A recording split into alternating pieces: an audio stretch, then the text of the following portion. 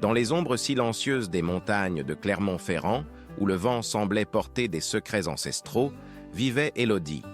Pour elle, cette petite commune nichée au cœur de la France profonde n'était pas le havre de paix que d'autres y voyaient, mais une prison sans barreaux. Chaque matin, elle se levait avec le poids d'une existence qui lui échappait, sous le regard scrutateur de Renaud, l'homme qui contrôlait chacun de ses gestes. Renaud N n'était pas son mari, ni même un parent proche. Il était cet homme sec et autoritaire qui avait fait de l'humiliation son langage quotidien. Depuis des années, il lui rappelait constamment qu'elle lui devait tout. Un toit, la nourriture et surtout sa protection contre un monde qu'elle ne savait pas affronter seule. « Tu es une femme défaillante, Élodie », lui répétait-il sans cesse, ces mots tombant comme des pierres. Incapable de donner la vie, incapable de former une vraie famille. À quoi peux-tu bien servir si ce n'est à rester dans l'ombre? Ces paroles s'enfonçaient dans son âme comme des épines. Au fil du temps, elle avait cessé de pleurer. Son corps avait appris à survivre même quand son cœur n'avait plus de refuge. Les nuits étaient particulièrement cruelles, non pas à cause du froid qui s'infiltrait par les fissures des murs, mais à cause du silence lourd qui s'installait entre les reproches de Renaud. Un silence qui pesait plus lourd que n'importe quel vent hivernal. Ce soir-là, comme tant d'autres, Élodie se retrouvait seule dans la cuisine, regardant par la fenêtre les contours sombres de la forêt qui bordait le village. Les arbres semblaient danser dans l'obscurité, leurs branches se balançant comme des bras qui l'appelaient. Une étrange sensation l'envahit, un mélange de désespoir et d'espoir qu'elle n'arrivait pas à définir. Pour la première fois depuis des années, elle ressentit quelque chose qui ressemblait à du courage. Sans vraiment réfléchir à ses gestes, elle enfila son manteau et sortit de la maison. Ses pas la menèrent naturellement vers la lisière de la forêt, là où les dernières lumières du village cédaient place à l'inconnu. Le sol était humide sous ses pieds, le ciel chargé de nuages menaçants, et le seul bruit était celui des feuilles qui dansaient au loin, portées par un vent qui semblait murmurer des promesses. Élodie franchit les limites de la civilisation. Chaque pas éloignait de la prison dorée où elle avait vécu si longtemps. Elle n'avait pas de plan précis, juste la certitude viscérale qu'elle devait éloigner de cette vie qui l'étouffait lentement. La forêt l'accueillit dans son silence profond, et pour la première fois depuis des années, elle se sentit libre de respirer sans permission. Mais la liberté a un prix. Plus elle s'enfonçait dans les bois, plus ses forces l'abandonnaient. Le poids des années de soumission, de humiliation constante et de rêves brisés s'abattit sur elle d'un coup. Ses jambes tremblèrent, puis cédèrent. Elle s'effondra au pied d'un grand chêne, épuisée par cette fuite qui ressemblait plus à une dernière tentative de survie qu'à un véritable nouveau départ. L'obscurité l'enveloppa comme une couverture protectrice, et elle sombra dans un sommeil peuplé de rêves confus, où elle entendait des voix d'enfants rire au loin. Quand elle ouvrit les yeux, les premiers rayons du soleil perçaient à travers les branches, créant des jeux d'ombre et de lumière sur son visage. Ce N était plus la nuit, et elle, N, était plus seule. Un homme se tenait devant elle, l'observant avec une curiosité mêlée de compassion. Il n'avait pas l'air menaçant, au contraire. Ses traits étaient marqués par le travail et les intempéries, mais ses yeux dégageaient une douceur qu'elle n'avait plus vue depuis longtemps. Derrière lui, 4 enfants la regardaient avec la même gravité silencieuse, comme s'ils comprenaient instinctivement la douleur qui émanait d'elle. L'homme ne posa aucune question indiscrète, ne formula aucun jugement. Il se contenta de lui tendre la main avec un geste simple et naturel. « Je m'appelle Matisse », dit-il simplement. « Et vous ? Vous avez l'air d'avoir besoin d'aide. » Sa voix était grave et apaisante, dénuée de toute condescendance. Élodie hésita un instant, puis accepta cette main tendue qui représentait peut-être sa dernière chance de recommencer. Matisse la conduisit à travers un sentier à peine visible, suivi de ses 4 enfants qui marchaient en silence. La cabane qu'il habitait était modeste, presque invisible entre les arbres, mais elle dégageait une chaleur que la grande maison de Renaud n'avait jamais eue. C était un refuge authentique, construit avec amour et patience, où chaque objet semblait avoir sa place et son histoire. En franchissant le seuil, Élodie sentit quelque chose changer en elle.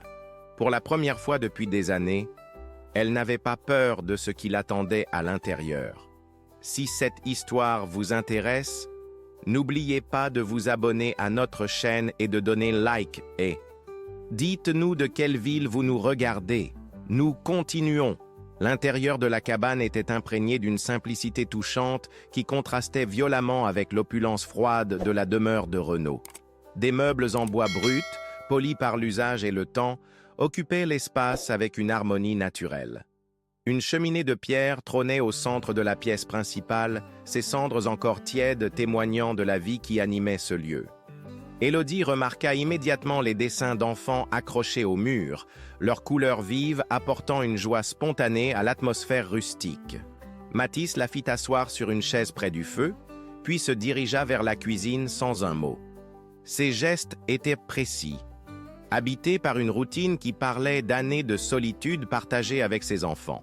Théo, le plus jeune, s'approcha timidement d'Élodie.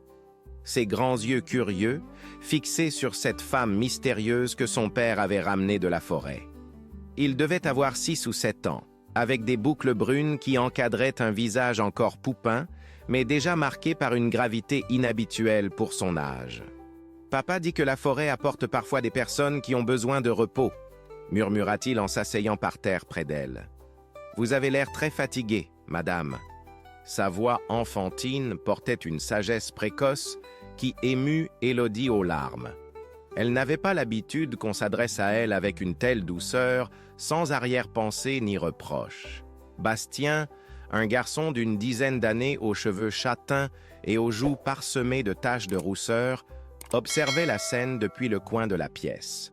Il tenait dans ses mains un morceau de tissu qu'il brodait maladroitement. Ses doigts encore malhabiles, traçant des motifs simples mais appliqués. Contrairement à son petit frère, il gardait ses distances, mais Élodie pouvait sentir sa curiosité bienveillante. Lucien, l'aîné, devait avoir 14 ans. Il se tenait près de la fenêtre, les bras croisés, son regard alternant entre Élodie et l'extérieur comme s'il montait la garde. Sa méfiance était palpable, mais elle ne semblait pas dirigée contre elle personnellement. C était plutôt la prudence naturelle de celui qui avait appris trop tôt à protéger sa famille contre les dangers du monde extérieur. Le 4e enfant, une fillette d'une douzaine d'années aux cheveux longs et sombres, se tenait près de son père. Elle aidait Mathis à préparer une tisane, ses mouvements gracieux révélant une maturité forcée par les circonstances. Élodie comprit instinctivement que cette petite fille avait dû assumer des responsabilités d'adulte bien trop tôt. « Je m'appelle Céleste », dit-elle en apportant une tasse fumante à Élodie. « Et eux, ce sont mes frères », elle désigna chacun d'eux d'un geste protecteur. « Nous n'avons pas l'habitude d'avoir des invités, mais papa dit que chacun mérite une chance de recommencer. » Mathis revint avec un bol de soupe chaude et un morceau de pain frais. Il s'installa sur une chaise en face d'Élodie, ses yeux fatigués mais bienveillants elle, étudiant avec attention. « Vous n'êtes pas obligé de parler, » dit-il simplement. « Mais si vous voulez rester quelques jours, le temps de reprendre des forces, vous êtes la bienvenue. » Cette proposition, formulée sans condition ni contrepartie, bouleversa Élodie. Elle était habituée aux calculs de Renaud, à ses rappels constants de ce qu'elle lui devait. Ici, on lui offrait un refuge sans rien demander en échange. Elle hocha la tête, incapable de formuler des mots, tant elle, émotion, l'envahissait. Les premiers jours passèrent dans une quiétude qu'elle n'avait jamais connue. Élodie se réveillait au son des oiseaux plutôt qu'aux reproches matinaux de Renaud. Elle découvrait les rituels simples de cette famille recomposée. Les petits déjeuners partagés autour de la table en bois, les conversations douces entre les enfants, les moments de silence complices quand Mathis travaillait sur ses sculptures. Car Mathis était sculpteur, en plus de être fermier. Dans un petit atelier attenant à la cabane, il transformait le bois brut en œuvre d'une beauté saisissante. Élodie le découvrit un matin, penché sur une pièce qui représentait une femme et un enfant enlacés. Ses mains rugueuses maniaient les outils avec une délicatesse surprenante, révélant un côté artistique qu'elle n'aurait jamais soupçonné chez ce homme des bois. « C'est était ma femme et ma fille aînée », expliqua-t-il simplement quand il remarqua son regard. Camille avait 16 ans quand elle nous a quittés. Sa voix se brisa légèrement sur ces derniers mots, révélant une blessure encore vive malgré les années écoulées. Élodie comprit alors pourquoi cette famille vivait en retrait du monde. Ils portaient eux aussi leurs cicatrices, leur deuil silencieux. Mathis avait choisi l'isolement pour protéger ce qui lui restait de plus précieux, ses 3 fils et la mémoire de celle qu'il avait perdue. Au fil des jours, elle trouvait naturellement sa place dans cette nouvelle dynamique. Elle aidait Céleste à préparer les repas, écoutait les histoires que Théo inventait pour passer le temps et observait Lucien s'entraîner au tir à l'arc dans la clairière derrière la maison. Bastien, de son côté, lui montrait ses broderies avec une fierté timide qui la touchait profondément. Mais au fond d'elle-même, Élodie savait que cette paix était fragile. Renaud ne l'avait sûrement pas oubliée et tôt ou tard, il viendrait la chercher. Les semaines s'écoulaient avec une douceur que Élodie n'avait jamais imaginée possible. Chaque matin, elle se réveillait dans le petit grenier que Mathis avait aménagé pour elle, baignée par la lumière dorée qui filtrait à travers les rideaux de lin. Le silence né était plus oppressant comme chez Renaud, mais apaisant, ponctué seulement par les bruits familiers de la nature qui éveillaient. Elle avait développé ses propres rituels dans cette nouvelle vie. Avant que les autres ne se lèvent, elle descendait préparer le café, savourant ces moments de solitude créatrice où elle pouvait enfin entendre ses propres pensées. Théo était toujours le premier à la rejoindre, frottant ses yeux encore lourds de sommeil et s'installant près d'elle comme si était la chose la plus naturelle du monde. « Élodie, tu crois que les arbres rêvent ?» lui avait-il demandé un matin, pointant du doigt la forêt qui étendait à perte de vue. Cette question innocente l'avait touché au cœur. Chez Renaud, personne ne s'intéressait à ses rêves. Encore moins ne l'invitait à partager ses réflexions sur le monde. Bastien, quant à lui, avait fini par surmonter sa timidité initiale.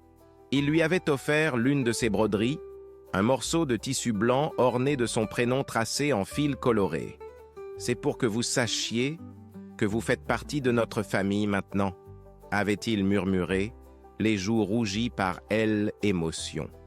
Élodie avait serré ce cadeau contre son cœur, émue aux larmes par tant de générosité spontanée. Même Lucien, le plus méfiant des frères, commençait à baisser sa garde. Il lui avait proposé de lui apprendre à manier l'arc, activité qu'il ne partageait habituellement avec personne. Dans la forêt, il faut savoir se défendre, avait-il expliqué avec le sérieux d'un adulte. Papa dit qu'une femme doit être capable de protéger ce qui lui est cher. Ces mots résonnaient étrangement en elle, protéger ce qui lui était cher. Depuis quand avait-elle quelque chose à protéger? Depuis quand se sentait-elle liée à d'autres êtres humains par autre chose que la peur ou l'obligation? Céleste était devenue sa confidente la plus proche. Un soir, alors qu'elle préparait le dîner ensemble, la fillette lui avait confié ses souvenirs de sa sœur aînée. « Camille était comme vous », avait-elle dit en coupant des légumes. Elle avait cette façon de regarder les choses comme si elle voyait plus loin que les autres. « Papa dit qu'elle aurait été une grande artiste si… » Sa voix s'était brisée, laissant la phrase en suspens. Élodie avait alors compris que sa présence dans cette maison était pas anodine. D'une certaine manière, elle comblait un vide laissé par Camille, sans pour autant la remplacer. Elle apportait une présence féminine adulte que cette famille avait perdue. Et en retour, il lui offrait quelque chose qu'elle n'avait jamais eu, un sentiment d'appartenance. Mathis, de son côté, se montrait de plus en plus attentionné, sans jamais franchir les limites de la bienséance. Il lui apportait des fleurs sauvages qu'il cueillait pendant ses promenades, l'aidait dans les tâches ménagères sans qu'elle le demande, et surtout, Il écoutait quand elle parlait, comme si ses mots avaient de la valeur. Mais cette harmonie fragile commença à se fissurer le jour où Élodie découvrit les premières traces suspectes. Était un matin brumeux, alors qu'elle se rendait au ruisseau pour laver le linge. En bordure du sentier, elle remarqua des empreintes de bottes qu'elle ne reconnaissait pas. Elles étaient fraîches, imprimées dans la terre humide, et suivaient le chemin qui menait vers la cabane. Son sang se glaça. Ces traces étaient trop nettes, trop délibérées pour appartenir à un promeneur égaré. Quelqu'un était venu rôder autour de leur refuge. Quelqu'un qui connaissait leur existence et cherchait peut-être à les surveiller. Le lendemain, une fleur fut déposée sur le seuil de la cabane. Une rose rouge, artificielle et clinquante, qui jurait avec la simplicité rustique de leur environnement. Mathis la découvrit en sortant pour son travail matinal, et son visage se durcit immédiatement. Il tourna la fleur entre ses mains, l'examinant sous tous les angles comme s'il pouvait y déceler un message caché. « Oh, ce n'est pas un hasard », murmura-t-il à Élodie quand elle le rejoignit. « Quelqu'un sait que nous sommes là, quelqu'un qui veut nous faire savoir qu'il nous observe. » Ces mots confirmaient les pires craintes de Élodie. Renaud avait retrouvé sa trace. Les jours suivants furent marqués par une tension grandissante. Mathis renforça discrètement les serrures, vérifia l'état des volets et commença à enseigner aux enfants des règles de sécurité qu'ils n'avaient jamais eu besoin de connaître auparavant. Si quelqu'un d'inconnu approche de la maison, vous vous cachez dans la cave et vous n'en sortez que quand papa ou Élodie vous appelle, leur expliqua-t-il, avec une gravité qui effraya même Lucien. Élodie se sentait rongée par la culpabilité. En acceptant le refuge que Mathis lui offrait, elle avait mis en danger cette famille qui ne lui avait montré que de la bonté. Elle envisagea de repartir, de s'enfoncer plus profondément dans la forêt pour éloigner la menace. Mais Mathis devina ses intentions. « N'y pensez même pas », lui dit-il fermement un soir, alors qu'il veillait près du feu éteint. « Nous avons tous nos démons à affronter. Le vôtre ne fait pas exception. Si vous partez maintenant, vous ne ferez que reporter le problème et nous perdrons quelqu'un qui compte désormais pour nous. » Ces paroles la bouleversèrent. Pour la première fois de sa vie, quelqu'un était prêt à se battre pour la garder, non pas comme une possession ou un objet utile, mais comme un membre à part entière de leur cercle familial. C'est à ce moment-là que Mathis prit une décision qui allait changer la donne. Il sortit de sa chambre un objet qu'Élodie n'avait jamais vu. Un petit arc en bois sombre, finement sculpté. Visiblement conçu pour des mains féminines. Il appartenait à ma femme, expliqua-t-il simplement. Elle savait s'en servir mieux que moi. Il est temps que vous appreniez vous aussi. L'arc reposait entre ses mains tremblantes comme un objet sacré. Le bois était poli par des années d'usage, sculpté avec une délicatesse qui révélait tout l'amour que Mathis avait porté à sa défunte épouse. Élodie pouvait presque sentir la présence de cette femme qu'elle n'avait jamais rencontrée, mais dont l'héritage lui était maintenant confié. « Elle s'appelait Margot », murmura Mathis en ajustant la position de ses mains sur l'arc. Elle était institutrice au village, mais elle avait grandi dans les bois avec son père chasseur. Quand nous nous sommes installés ici, après avoir perdu Camille, elle disait toujours qu'une femme devait savoir se défendre pour protéger sa famille. Élodie écoutait attentivement, consciente du privilège qu'on lui accordait. Mathis ne parlait jamais de sa femme, gardant ses souvenirs comme un trésor précieux dans le silence de son cœur. Qu'il choisisse de partager cette intimité avec elle la touchait profondément. Les premières leçons furent difficiles. Ses mains, habituées aux tâches ménagères délicates et aux gestes soumis, peinaient à tenir fermement l'arc. Sa posture, conditionnée par des années de courbettes et d'effacements, ne lui permettait pas de viser correctement. Mais Mathis se montra patient, corrigeant ses erreurs avec une douceur qui contrastait avec les méthodes brutales de Renaud. « Redressez-vous », lui disait-il en posant doucement ses mains sur ses épaules. « Vous n'avez plus besoin de vous faire petite. Ici, vous avez le droit de prendre votre place, de vous tenir debout, fier de qui vous êtes. » Ces mots résonnaient en elle comme une révélation. Elle commençait à comprendre que l'apprentissage du tir à l'arc était bien plus qu'une simple technique de défense. Était une reconquête de sa propre dignité. Lucien se joignit souvent aux séances d'entraînement, prodiguant ses conseils avec le sérieux d'un maître d'armes. « Il faut respirer avec la flèche », expliquait-il en démontrant la technique parfaite qu'il maîtrisait depuis l'enfance. Quand vous inspirez, vous armez l'arc. Quand vous expirez, vous libérez votre intention. Théo et Bastien assistaient aux leçons comme à un spectacle fascinant, applaudissant chaque progrès, même le plus modeste. Céleste, quant à elle, observait avec une gravité qui rappelait celle de son père, comme si elle comprenait l'importance symbolique de ce que vivait Élodie.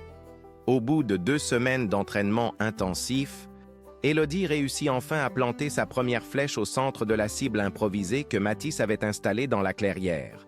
Ce simple exploit fut célébré comme une victoire majeure par toute la famille. Ce soir-là, autour du feu, Théo improvisa une chanson sur « Élodie la courageuse » et même Lucien esquissa un rare sourire. Mais leur joie fut de courte durée. Le lendemain matin, ils découvrirent que quelqu'un avait fouillé les alentours de la cabane pendant la nuit. Des objets avaient été déplacés dans l'atelier de Mathis, et surtout, un message avait été gravé sur l'écorce du grand chêne qui ombrageait leur demeure. « Elle doit revenir ». Écriture était celle de Renaud. Élodie la reconnut immédiatement. Ces 3 mots simples la glacèrent d'effroi, réveillant toutes les peurs qu'elle avait cru enfouir. Renaud ne se contentait plus d'observer de loin, il marquait son territoire, affirmait ses droits sur elle comme on marque le bétail. Mathis examina le message avec une colère froide qu'elle ne lui avait jamais vue. Ses mâchoires se contractèrent, ses poings se serrèrent, et elle comprit qu'il était prêt à se battre pour la protéger. Cette révélation la bouleversa autant qu'elle l'effraya. Elle ne voulait pas que cette famille paie le prix de sa liberté. « Il faut que je parte », murmura-t-elle, les larmes aux yeux. « Ah, je ne peux pas vous mettre en danger à cause de mes problèmes. Vous avez déjà suffisamment souffert. » Mais Mathis secoua la tête avec une détermination farouche. « Non », dit-il fermement, « nous ne céderons pas au chantage. Cet homme, quel qu'il soit, n'a aucun droit sur vous. Vous êtes libre, Élodie, et cette liberté, nous la défendrons ensemble. » Les enfants approuvèrent d'un hochement de tête unanime, formant un rempart protecteur autour d'elle. Cette nuit-là, Mathis organisa un système de veille. Chacun à son tour montrait la garde, l'arc à portée de main, prêt à donner l'alerte au moindre signe suspect. Lucien insista pour prendre le premier quart, manipulant son arc avec une maîtrise qui impressionna même son père. Élodie ne parvenait pas à trouver le sommeil. Allongée dans son lit de fortune, elle réfléchissait à sa situation. Pour la première fois de sa vie, elle avait des gens prêts à se battre pour elle, non pas par obligation ou intérêt, mais par affection sincère. Cette révélation transformait sa vision du monde et d'elle-même. Le lendemain, Mathis prit une décision surprenante. « Il est temps que vous découvriez quelque chose », dit-il à Élodie en la conduisant vers une partie de la forêt qu'elle n'avait jamais explorée. Après une marche d'une vingtaine de minutes, ils arrivèrent devant une construction étrange, une serre à demi enterrée, dissimulée par la végétation naturelle. « J'ai commencé à la construire peu après votre arrivée », expliqua-t-il en ouvrant la porte de verre. « Je me suis dit que si vous décidiez de rester, vous auriez peut-être envie d'avoir votre propre jardin. Un endroit où faire pousser vos rêves. » L'intérieur était un miracle de terre préparée et d'espoir. Des bacs de plantation attendaient leurs graines, des outils neufs pendaient au mur, et au centre, une petite plaque en bois portait une inscription gravée « Le jardin des Élodie, où tout peut recommencer ». Elle éclata en sanglots, submergée par l'émotion. Personne, jamais, n'avait eu un geste si généreux envers elle. Renaud lui avait toujours dit qu'elle était stérile, incapable de faire naître quoi que ce soit. Et voilà que Mathis lui offrait un lieu où elle pourrait voir grandir et fleurir le fruit de ses efforts. « Merci », parvint-elle à articuler entre ses larmes. « Merci de croire en moi quand moi-même j'ai cessé d'y croire. » Mathis la prit doucement dans ses bras, un geste simple et pur qui scella leur alliance face aux défis à venir.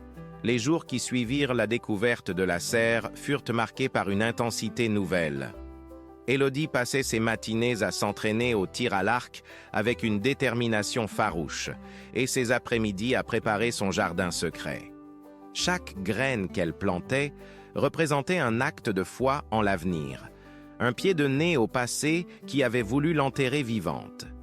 Mais c'est en rangeant des affaires dans le grenier que sa vie bascula une nouvelle fois. Cherchant une couverture supplémentaire pour les nuits qui fraîchissaient, elle tomba sur un coffre en bois qu'elle n'avait jamais remarqué. À l'intérieur, soigneusement rangés, se trouvaient les souvenirs de Camille, la fille aînée de Matisse. Les mains tremblantes, Élodie découvrit des cahiers remplis de écriture adolescente de la jeune fille. Au début, il s'agissait de réflexions banales sur la vie quotidienne, les petits bonheurs et les chagrins d'une lycéenne. Mais au fil des pages, le ton changeait, devenait plus sombre, plus inquiétant. Aujourd'hui encore, il est venu, lisait-on dans une entrée datée de 3 ans plus tôt. Il dit qu'il me protège, mais ses yeux me font peur. Papa ne voit rien, il est trop confiant. Maman lui disait toujours de faire attention aux étrangers, mais maintenant qu'elle n'est plus là, papa oublie ses conseils. Le cœur d'Élodie s'emballa. De qui Camille parlait-elle? Elle continua sa lecture, découvrant peu à peu le portrait d'un homme manipulateur qui s'était immiscé dans la vie de la famille sous prétexte de les aider après la perte de Margot. Il a apporté des fleurs à papa aujourd'hui, des roses rouges artificielles. Il dit que les vraies fleurs se fanent trop vite, que lui veut offrir quelque chose de éternel. Papa était touché, mais moi, ces fleurs me donnent la chair de poule. Elles sont si clinquantes, si fausses. Élodie faillit lâcher le cahier. Des roses rouges artificielles, exactement comme celles qu'ils avaient retrouvées sur le seuil de la cabane quelques jours plus tôt. La coïncidence était trop troublante pour être fortuite. Elle poursuivit sa lecture avec une angoisse grandissante. Camille décrivait comment cet homme, qu'elle ne nommait jamais directement, était devenu progressivement plus insistant, plus présent dans leur quotidien. Il prétendait vouloir épouser Margot avant sa disparition et reportait maintenant ses attentions sur Camille, affirmant que C était ce que sa mère aurait voulu. « Il me dit que je lui ressemble de plus en plus », écrivait la jeune fille avec une détresse palpable. Il dit que maman lui avait promis que si quelque chose lui arrivait, il prendrait soin de nous. Mais je n'ai jamais entendu maman parler de lui avant qu'elle tombe malade, et ses promesses sonnent comme des menaces.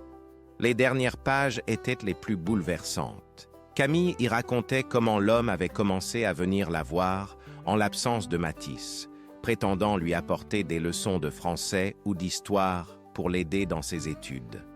Mais ces leçons se transformait rapidement en séance d'endoctrinement où il lui répétait qu'elle était destinée à devenir sa femme, que C était écrit dans les étoiles. « Papa ne me croirait jamais », écrivait-elle dans ce qui semblait être sa dernière entrée. Cet homme a su gagner sa confiance. Il joue le rôle du bienfaiteur parfait. Mais moi, je vois son vrai visage. Je vois la façon dont il me regarde quand il croit que personne ne fait attention. Je vois ses mains qui tremblent quand il s'approche trop près de moi. J'ai peur, mais qui me croira contre lui? Le cahier s'arrêtait là, brutalement. Élodie resta pétrifiée, les pièces du puzzle se mettant en place dans son esprit horrifié. Camille N n'était pas partie de maladie ou d'accident. Elle avait fui, exactement comme elle-même avait fui Renaud, mais où était-elle allée? Que était-il arrivé à cette jeune fille courageuse qui avait eu le courage de résister à son prédateur? Une terrible évidence s'imposa à elle. L'homme dont parlaient Camille et Renaud était probablement la même personne. Les roses artificielles, la manipulation psychologique, cette façon de s'imposer dans une famille vulnérable en jouant le rôle du sauveur, tout concordait. Elle descendit précipitamment du grenier, le cahier serré contre sa poitrine. Matisse était dans son atelier, travaillant sur une nouvelle sculpture représentant une femme aux traits qui ressemblaient étrangement aux siens. Quand il la vit arriver, échevelée et le visage blême, Il lâcha immédiatement ses outils. « Élodie, que se passe-t-il? Vous êtes toute pâle. » Sa voix trahissait une inquiétude immédiate, cette sollicitude naturelle qui la touchait à chaque fois. « Mathis, il faut que vous lisiez ceci, » dit-elle en lui tendant le cahier. « J'ai trouvé ça dans les affaires de Camille. Je crois que l'homme qui la harcelait et celui qui me poursuit sont la même personne. » Le visage de Mathis se transforma au fur et à mesure de sa lecture. La douleur cédait place à la colère, puis à une rage froide qu'elle n'avait jamais vue chez cet homme habituellement si doux. Ses mains tremblaient en tournant les pages, ses yeux se voilaient de larmes contenues. « Mon Dieu !» murmura-t-il en refermant le cahier. Elle a essayé de me le dire. Mais j'y étais aveuglé par ma douleur après la perte de Margot. Cet homme, Renaud, Ilès était présenté comme un ami de ma femme, quelqu'un qui voulait nous aider. J'y étais si reconnaissant de ne pas être seul face à mes responsabilités que j'ai baissé ma garde. Les enfants, attirés par les éclats de voix, s'approchèrent prudemment. Lucien, avec cette maturité précoce qui le caractérisait, comprit immédiatement la gravité de la situation. « Papa, c'est à cause de cet homme que Camille est partie ?» Sa voix se brisa sur le prénom de sa sœur. Mathis hocha la tête, incapable de mentir à ses enfants plus longtemps. « Oui, mon fils. Et maintenant, il revient pour Élodie. Mais cette fois, nous savons qui il est vraiment. Cette fois, nous serons prêts à nous défendre. » Céleste se blottit contre Élodie, cherchant du réconfort dans sa présence. « Tu ne partiras pas comme Camille, n'est-ce pas ?» supplia-t-elle avec des sanglots dans la voix. « Tu ne nous abandonneras pas ?» Élodie serra la fillette contre elle, sentant naître en elle une détermination nouvelle. Elle ne partirait pas, elle ne fuirait plus. Pour Camille, pour cette famille qui l'avait accueillie, pour elle-même, elle affronterait enfin Renaud. La décision était prise. Plus question de fuir, plus question de se cacher. Cette nuit-là, autour de la table familiale, éclairée par les flammes vacillantes des bougies, ils élaborèrent ensemble un plan pour affronter Renaud. Mathis avait sorti des cartes de la région, traçant les différents chemins d'accès à leur refuge, identifiant les points stratégiques où ils pourraient avoir l'avantage. Il connaissait Bois maintenant, expliqua-t-il en pointant différents emplacements sur la carte. Il nous observe depuis des semaines. Il a eu le temps d'étudier nos habitudes. Mais nous connaissons chaque arbre, chaque sentier, chaque cachette. C'est notre territoire et nous allons le défendre. Lucien, malgré ses 14 ans, participait aux discussions avec un sérieux d'adulte. On pourrait installer des pièges non létaux sur les sentiers les plus évidents, proposa-t-il. Des cordes tendues pour le faire trébucher, des branches qui se balancent pour le désorienter. Rien de mortel, mais assez pour nous donner l'avantage. Élodie, elle, écoutait avec admiration. Ses enfants, qui auraient dû grandir dans l'innocence, étaient prêts à se battre pour protéger leur famille élargie. Elle se sentait à la fois touchée et coupable de les impliquer dans son conflit personnel. Bastien, avec sa sensibilité d'artiste, suggéra une approche différente. Et si on essayait de documenter ce qu'il fait? Maman disait toujours que la vérité finit par triompher. Si on arrivait à prouver qu'il nous harcèle, les autorités seraient bien obligées d'agir. Céleste, la plus pragmatique malgré son jeune âge, hocha la tête. J'ai gardé un appareil photo de maman. Si on arrivait à le photographier en train de nous épier, ça pourrait servir de preuve. Mathis regardait ses enfants avec une fierté mêlée d'inquiétude. Vous êtes tous très courageux, mais je ne veux pas que vous vous mettiez en danger. Élodie et moi, nous nous chargerons de la confrontation directe. Vous, votre rôle sera de rester en sécurité et d'aller chercher de l'aide si les choses tournent mal. Théo, qui avait écouté en silence jusque-là, leva sa petite main. Mais Élodie, elle fait partie de notre famille maintenant. On ne laisse pas tomber la famille, pas vrai, papa? Ces mots simples résumaient parfaitement ce que tous ressentaient. Les préparatifs durèrent 3 jours. Mathis renforça encore la sécurité de la cabane, installant des systèmes d'alerte rudimentaires mais efficaces autour de leur périmètre. Élodie intensifia son entraînement au tir à l'arc, ses gestes devenant de plus en plus précis et assurés. Hélène était plus la femme tremblante qui avait fui dans la nuit quelques mois plus tôt. Le 4e jour, Renaud fit enfin son apparition. Il arriva en fin d'après-midi, au moment où les ombres s'allongeaient et où la forêt prenait cette teinte dorée qui précède le crépuscule. Élodie le vit la première, depuis la fenêtre de la cuisine. Il avançait sur le sentier principal avec cette démarche arrogante qu'elle connaissait si bien, vêtu de son costume sombre qui jurait avec l'environnement naturel. « Il est là !» murmura-t-elle. Et immédiatement, le plan se mit en action. Les enfants disparurent selon les instructions, se cachant dans la cave secrète que Mathis avait aménagée sous la cabane. Mathis prit position près de la porte d'entrée, son arc à portée de main. Élodie, quant à elle, sortit par la porte arrière pour contourner la maison et se positionner à découvert face à Renaud. L'homme s'arrêta à une dizaine de mètres d'elle, un sourire froid étirant ses lèvres minces. Il n'avait pas changé. La même prestance factice, le même regard calculateur, la même aura de supériorité méprisante qui l'avait terrorisé pendant si longtemps. « Élodie, ma chère Élodie », dit-il de cette voix doucereuse qui la faisait frissonner autrefois. « Tu m'as causé tant de soucis en disparaissant ainsi. J'espère que tu as pris conscience de ta folie et que tu es prête à rentrer à la maison. »« Je suis chez moi, ici », répondit-elle avec une fermeté qui la surprit elle-même. « Je ne reviendrai jamais avec vous, Renaud. C'est terminé. » Ah, le sourire de l'homme se durcit. « Tu oublies ce que tu me dois, ma petite. Le toit, la nourriture, la protection. Sans moi, tu n'es rien.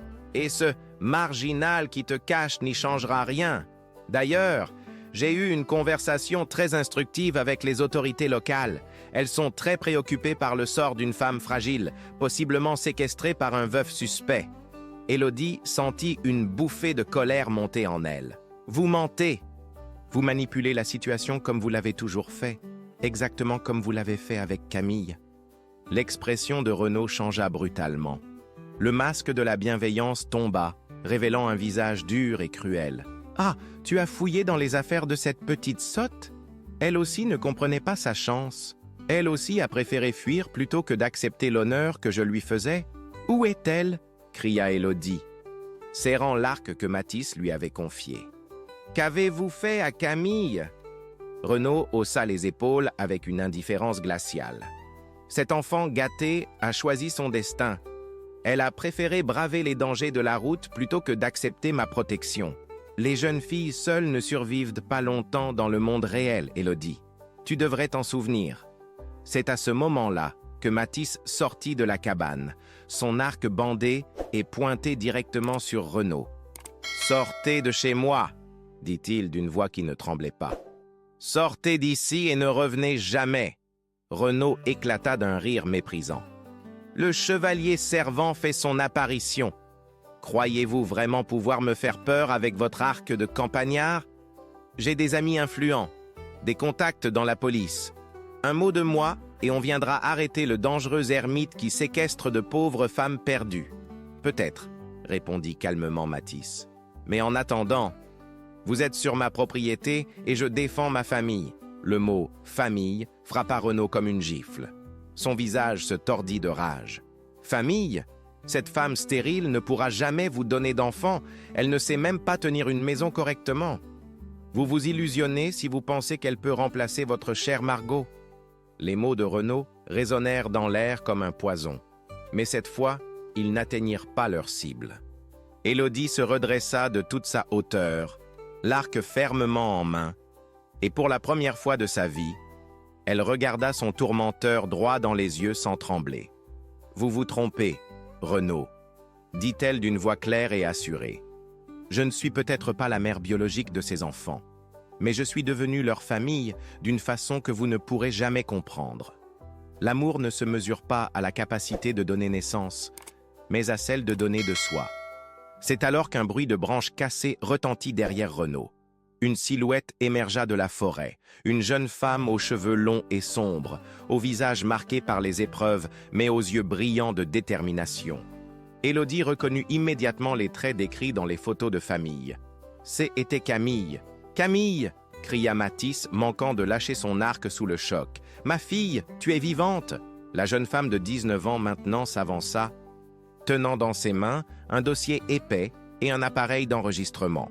« Bonjour papa », dit-elle avec émotion. « J'ai tout entendu, et cette fois, j'ai les preuves. » Renaud se figea, son visage passant de la surprise à la panique. « Camille, ma petite Camille, tu es revenue, j'ai tant espéré ce moment. » Il essaya de reprendre son ton mielleux, mais sa voix tremblait. « Cessez votre comédie », répliqua fermement Camille. « J'ai passé 3 ans à rassembler des témoignages sur vos agissements, 3 ans à retrouver d'autres femmes que vous avez harcelées, manipulées, terrifiées, Marguerite de Vichy, Sophie de Thiers, Justine de Rion. Elles ont toutes accepté de témoigner. Votre méthode est toujours la même. Vous vous présentez comme un sauveur auprès de femmes vulnérables. Vous gagnez leur confiance ou celle de leur entourage.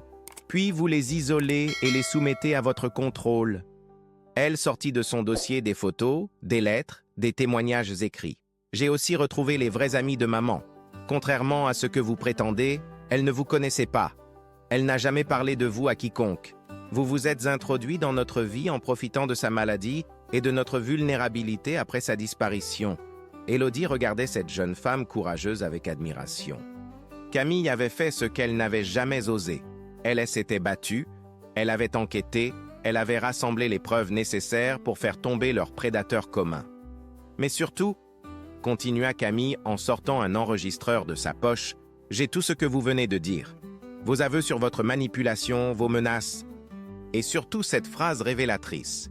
Les jeunes filles seules ne survivent pas longtemps dans le monde réel. Combiné aux témoignages des autres victimes, cela devrait suffire pour vous inculper. » Renaud tenta un dernier bluff. « Personne ne croira une bande d'hystériques. J'ai des relations, des appuis. » Mais sa prestance s'effritait, révélant l'homme petit et lâche qu'il avait toujours été. « Plus maintenant », intervint une nouvelle voix. Un homme en uniforme sortit à son tour de la forêt, accompagné de 2 collègues. « Inspecteur Moreau, police judiciaire, nous enquêtons sur vous depuis 6 mois, Monsieur Renaud, suite aux plaintes déposées par Mademoiselle Camille et plusieurs autres victimes. Votre petit spectacle d'aujourd'hui tombe à point nommé. » Renaud fut menotté sans résistance, toute sa superbe envolée. En passant devant Élodie, il murmura avec venin. « Tu crois avoir gagné? Mais tu resteras toujours une ratée, une femme incomplète. » Pour toute réponse, Élodie lui sourit avec une sérénité nouvelle. « Non, Renaud. Je suis enfin devenue complète, pas grâce à vous, mais malgré vous. » Quand la voiture de police disparut au bout du sentier, emportant Renaud vers sa nouvelle prison, une paix profonde s'installa sur la clairière. Mathis serra sa fille retrouvée dans ses bras, pleurant toutes les larmes qu'il avait retenues pendant 3 années d'angoisse. Les garçons sortirent de leur cachette et se jetèrent sur leur grande sœur, formant une pyramide d'embrassades et de rires mêlés de sanglots. « Comment as-tu su où nous trouver ?» demanda Mathis à sa fille. « J'ai gardé un contact avec Madame Dubois, du village. Elle m'envoyait des nouvelles de temps en temps. Quand elle m'a dit qu'une femme mystérieuse avait disparu et que Renaud la cherchait partout, j'ai compris qu'une autre de ses victimes était en danger. J'ai contacté la police et nous avons monté cette opération ensemble. » Camille se tourna vers Élodie avec gratitude. « Merci d'avoir pris soin de ma famille pendant mon absence. Et merci d'avoir été assez courageuse pour l'affronter. Sans votre témoignage d'aujourd'hui, nous n'aurions peut-être pas eu assez d'éléments pour l'arrêter définitivement.